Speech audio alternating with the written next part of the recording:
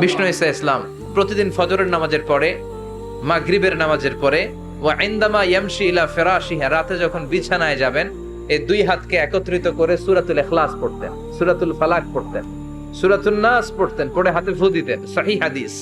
ফু দিয়ে এই ফু দেওয়া হাতটা সারা দেহের মধ্যে ইয়াবদাউ বিহিমা রাসাহু, মাথা থেকে শুরু করে পা পর্যন্ত এভাবে মেসেজ করে দিতেন, মালিশ করে দিতেন। সুবহানাল্লাহ পড়েন। This is a protection you take from your Lord, from all the bad eyes, evil eyes, সব হিংসুকের চোখ থেকে, হিংসা থেকে, সব জাদুটোনা থেকে, সব ব্ল্যাক ম্যাজিক থেকে আপনি প্রোটেকশন চাইলেন কার কাছে? সকালবেলা যদি এই তিনটা সূরা পড়ে ফু দেন, এটাকে আরবিতে বলে কুল আস-সালাসা, কারণ এই তিনটা সূরা শুরুতেই কুল আছে না নাই? কুল হুয়াল্লাহু আহাদ, কুল আউযু বিরাব্বিল ফালাক, কুল আউযু বিরাব্বিন নাস। এজন্য তিনটাকে আরবিতে বলে কুল আস-সালাসা, মানে তিন কুল। কি বলে? তিন কুল। সূরাতুল ইখলাস, সূরাতুল ফালাক, সূরাতুন নাস। ফজরের পরে, মাগরিবের পরে আর বিছানায় যাওয়ার সময় দুই হাত একত্রিত করে ফু দিবেন, সারা গায়ে মেসেজ করবেন। মনে থাকবে? আজকে থেকে মনে থাকবে তো? কালকে থেকে এটার আমল করা যাবে না? আবার মা এসে বলতেন, আমার যদি স্বাস্থ্য খারাপ লাগতো, নবীর কাছে দোয়া চাইতে যাইতাম, বলতাম নবী স্বাস্থ্যটা খারাপ, কি করব? বিশ্বনবী বলতেন, তুমিও সূরাতুল ইখলাস, সূরাতুল ফালাক, সূরাতুল নাস পড়ে হাতের মধ্যে ফু দিয়ে সারা দেহে মালিশ করে দাও। সুবহানাল্লাহ পড়েন। বিশ্বনবীর প্রতিদিনকার একটা আমল, দৈনন্দিন একটা আমল। আবার বিশ্বনবী একবার সিজদায় পড়ে আছেন, হঠাৎ করে লাদাগাতহু আকরাব, একটা বিচ্ছু পোকা বিশ্বনবীকে কামড় দিল। এটাও সহিহ হাদিস। প্রচন্ড ব্যথা। বিচ্ছু পোকার কামড় যারা খেয়েছেন তারাই জানেন ব্যথা কেমন, বেশি না কম? বিচ্ছু চিনেন তো? কি বলে নাগাইছে? বিচ্ছু কয়। এই বিচ্ছু পোকা কামড় দিয়েছে, প্রচন্ড ব্যথা পেয়েছে বিশ্বনবী। বিশ্বনবী বললেন, লানাতুল্লাহি আলাল আকরাব, এই বিচ্ছুর উপর আল্লাহর লানত। মুসল্লিও চিনে না, নবীও চিনে না, কামড় তো দিয়ে বসছে। বিশ্বনবী বললেন, লবণের পানি গরম দাও। লবণের পানি আনা হলো। বিশ্বনবী বললেন আঙ্গুলের মধ্যে ঢালো। পানি ঢালতে শুরু করা হলো, আর বিশ্বনবী পড়তে আরম্ভ করলেন, কুল হুয়াল্লাহু আহাদ, আল্লাহুস সামাদ, লাম ইয়ালিদ ওয়া লাম ইউলাদ ওয়া লাম ইয়াকুল লাহু কুফুয়ান আহাদ। পড়েন আল্লাহু আকবার। এজন্য সূরাতুল ইখলাস, এটার জন্য আমাদের দৈনন্দিনকার একটা আমল হয়, প্রতিদিন যেন আমরা এটা পড়ি, তাহলে আমলনামা সওয়াব দিয়ে পূর্ণ করে দিবে কে?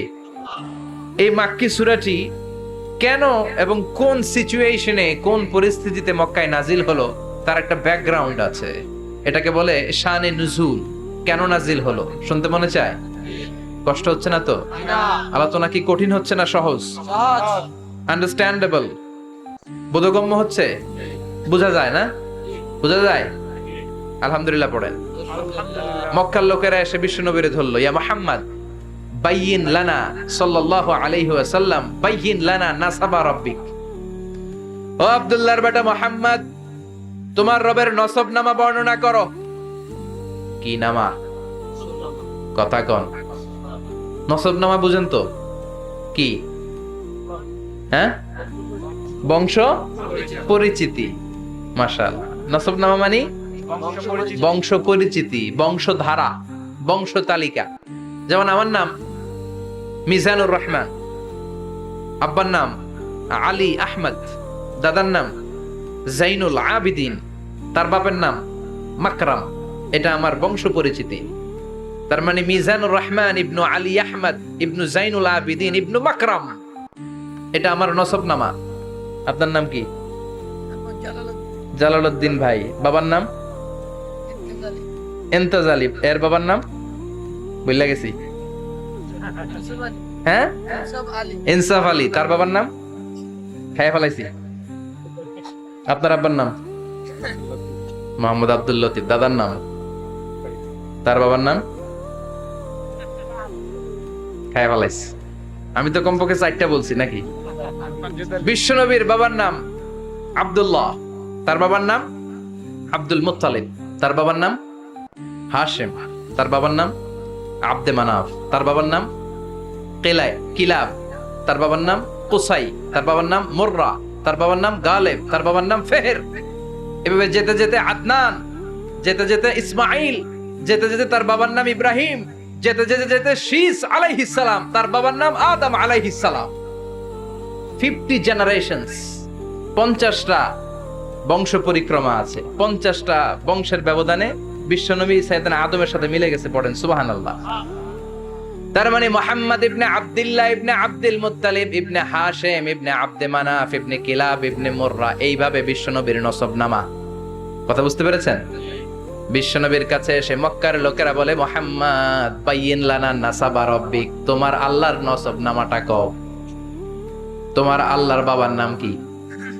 ওনার বাবার নাম কি? ওনার বাপের নাম কি? ওনার বাপের নাম কি? তার বাপের নাম কি? এরা মনে করছে আল্লাহর নসবনামা আছে।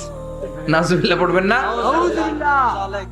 ও মুহাম্মদ, সব সময় আল্লাহর কথা বলো, আল্লাহর দাওয়াত দাও, আল্লাহর সিজদা দিতে বলো, আল্লাহর জিকির করতে বলো, আল্লাহর নসবনামাটা শোনাও। আল্লাহর বাবার নাম কি? দাদার নাম কি? পরদাদার নাম কি? বিশ্বনবী রেগে গেলেন। সাইয়েদনা জিব্রাইল বললেন, ও নবী রাখবেন না, রেগে যাওয়ার দরকার নাই। ওদের প্রশ্নের উত্তর দেওয়ার জন্য ছোট্ট একটা সূরা আরশের উপর থেকে নাজিল করেছে কে? ও নবী, ওদের মুখের উপরে আপনি শক্ত ভাষায় বলে দেন, আল্লাহর কোন নসবনামা নাই, আল্লাহর বাবা দাদা কিচ্ছু নাই। আপনি পড়েন, কুল হুয়াল্লাহু আহাদ আল্লাহুস সামাদ লাম ইয়ালিদ ওয়া লাম ইউলাদ ওয়া লাম ইয়াকুল লাহু কুফুয়ান আহাদ। পড়েন সুবহানাল্লাহ। কুল হুয়াল্লাহু আহাদ। ও নবী, আপনি বলেন, তিনি হলেন আল্লাহ, তিনি হলেন আহাদ, একক, একক। আল্লাহুস সামাদ, তিনি অমুখাপেক্ষী। লাম ইয়ালিদ ওয়া লাম ইউলাদ, জন্ম দেয় নাই, কারো কাছ থেকে জন্ম নেয়ও নাই। ওয়া লাম ইয়াকুল লাহু কুফুয়ান আহাদ, গোটা বিশ্বে তার মতো কেউ নাই, তিনি তার মতো। কাফেররা তো টাসকি খেয়ে গেছে। সুবহানাল্লাহ পড়েন। আবার এর শানে নুজুলে আরেকটা বর্ণনা পাওয়া যায়। মুশরিকরা এসে বলল, ইয়া মুহাম্মদ বাইয়িন লানা জিনসা রাব্বিক, তোমার রব কি দিয়ে তৈরি বলো। ও মুহাম্মদ, আমরা মানুষ মাটির তৈরি, ফেরেশতারা জিনের তৈরি, ফেরেশতারা নূরের তৈরি, আর জিন জাতি হলো আগুন দিয়ে তৈরি। আমাদের ঘরের আসবাবপত্রগুলো কাঠের তৈরি। এবার বলো, তোমার আল্লাহ কিসের তৈরি? আহুয়া মিন ফিদ্দা, তোমার আল্লাহ কি রূপার তৈরি? রূপার খোদা? আহুয়া মিন যাহাব, নাকি সোনার খোদা, স্বর্ণ দিয়ে বানানো আল্লাহ? আহুয়া মিন খাশাব, নাকি কাঠ দিয়ে বানানো তোমার আল্লাহ? কি দিয়ে বানানো বলো। বিশ্ব নবীর কাছে তখন জিব্রাইল আয়াত নাজিল করলেন আর বললেন, নবী, ওদের প্রশ্নের জবাব আপনি এই সূরা দিয়ে পড়েন আর বলেন, কুল হুয়াল্লাহু আহাদ আল্লাহুস সামাদ লাম ইয়ালিদ ওয়া লাম ইউলাদ ওয়া লাম ইয়াকুল লাহু কুফুয়ান আহাদ। পড়েন সুবহানাল্লাহ। এই ব্যাকগ্রাউন্ড ফজিলত সব শুনে সূরাটা একটু নরম হয়ে আসছে না? এখন নরম নরম লাগে না? মনে হয় যে বুঝতেছি, মনে হচ্ছে যে সহজ হয়ে গেছে, ঠিক কিনা? এবার দেখেন অর্থ আরো সহজ। আল্লাহ বললেন কুল, কুল মানে বলো।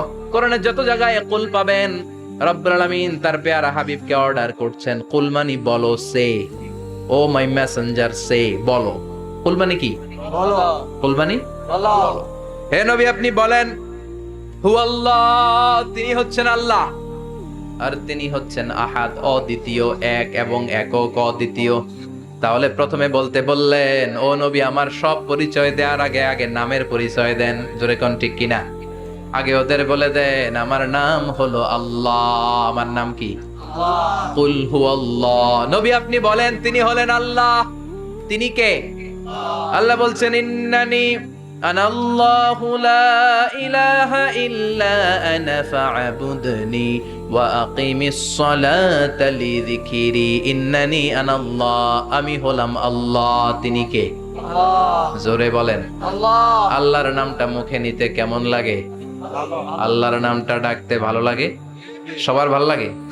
প্রাণ ভরে যায়, হৃদয় শীতল হয়, ঠান্ডা ঠান্ডা লাগে ভেতরে। তাহলে চিৎকার দিয়ে আল্লাহর ডাক দেন, বলেন আল্লাহ। আর জোরে আল্লাহর ডেকে বলেন, ইয়া আল্লাহ। গলা ফাটিয়ে ডাক দেন, বলেন আল্লাহ। আল্লাহ বললেন, আমার প্রথম পরিচয় হলো আমি আল্লাহ, আমার নাম হলো আল্লাহ।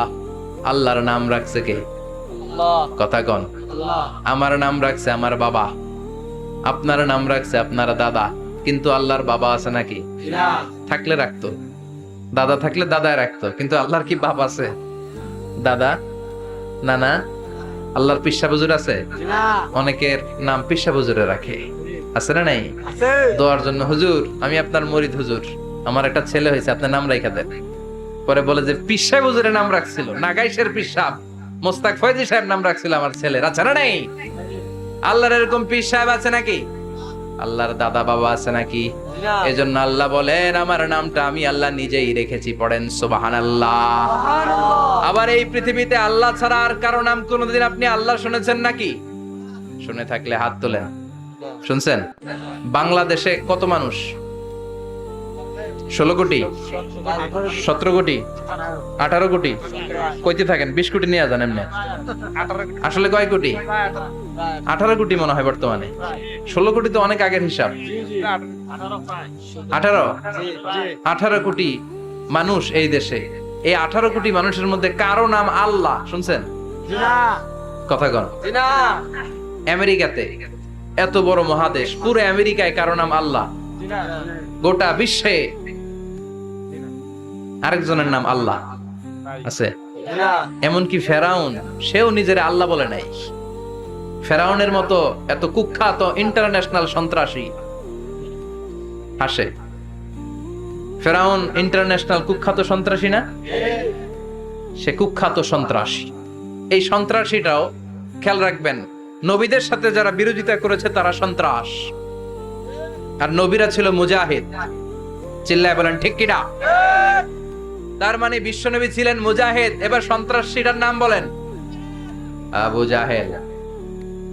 মুসা আলাইহিস সালাম ছিলেন মুজাহিদ, তাহলে সন্ত্রাসটার নাম বলেন। ইব্রাহিম আলাইহিস সালাম ছিলেন মুজাহিদ, তাহলে সন্ত্রাসটার নাম বলেন। তার মানে হকের পক্ষে যারা তারা সবাই মুজাহিদ, আমরাও মুজাহিদ। চিল্লায় বলেন ঠিক কিনা? কল্যাণের কথা যারা বলে তারা মুজাহিদ, অন্যায়ের দিকে যারা ডাকে তারা সন্ত্রাস।